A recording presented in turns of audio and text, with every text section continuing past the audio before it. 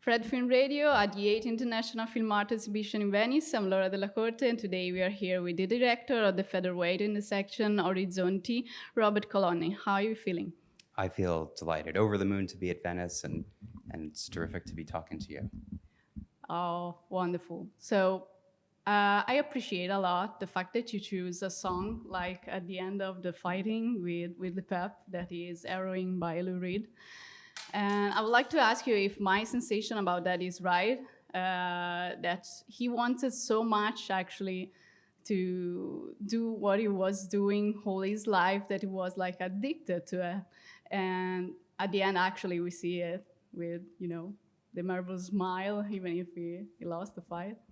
Yeah, that's exactly right. It is his addiction to the thrill, to the blood, to the ring, to the sound of the audience screaming his name and applauding, for better or worse. And I think this is how Lou Reed felt about the song as well, that it's not explicitly a song about drug addiction at all. It's just a song about addiction and the necessity to follow that thing that is what defines you.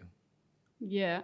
And, the film is set in 1974, if I'm right. 64. 64, sorry. And so how did you go about recreating all this atmosphere, even the gestures, and the fact that you put even real full shot inside? Yeah, we went through great lengths to try to portray as accurately as possible the feeling of 1964, the atmosphere, so that everything felt imbued with truth, because we utilized this sort of documentary style in the film.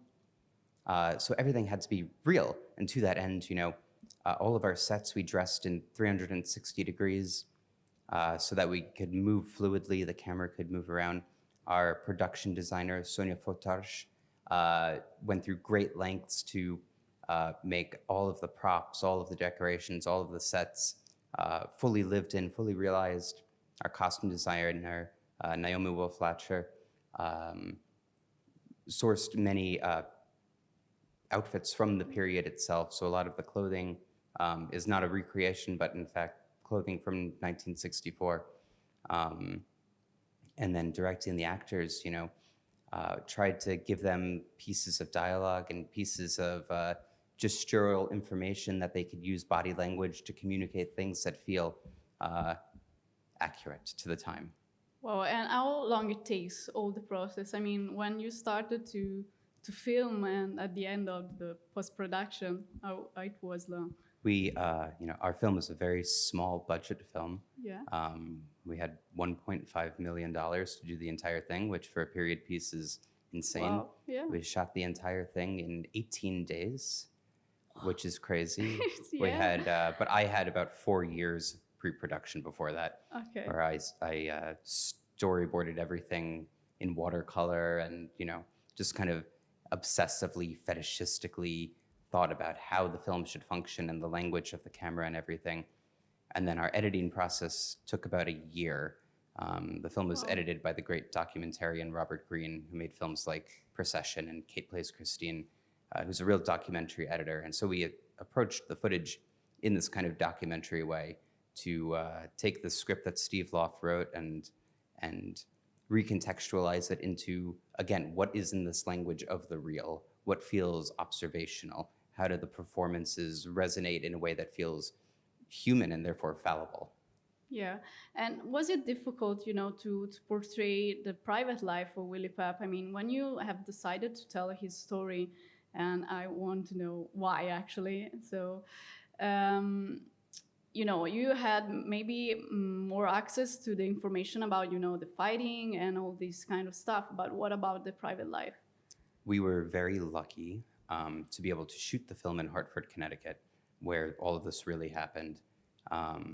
And a lot of Willie's family is still around there. Willie is not with us anymore, but for example, Billy, who Keir Gilchrist plays in the film, the son, he's still alive, and we got to spend a lot of time with him, interviewing him, and our actor, Keir, got to interact with him and learn mannerisms from him.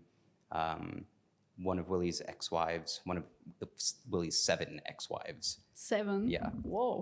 Is still around. So we got to talk to her and get the inside scoop on on that, for better or worse. And a lot of, cousins and nephews and nieces. So we had a lot of insight on him as a person, but also, he's this sort of fractured character. His relationship with pride is something that is hard and problematic and human, and it's neither black nor white. It exists in this gray area. He has a lot of flaws, and that's why I gravitated towards a character like this, because it's real. It's very hard to be a person in the world, and to be able to tell a story like this that is layered and is not so cut and dry was exciting to me, because I think communicating what is human is what we should be doing as filmmakers, sharing stories about what we see reflected in the world. Okay, thank you so much. Thank you to Robert Kolodny, director of the Featherweight in the section Orizzonti. This is Laura Della Corte for Fred, the Festival Insider. Thank you so much. Thank you. Thank you.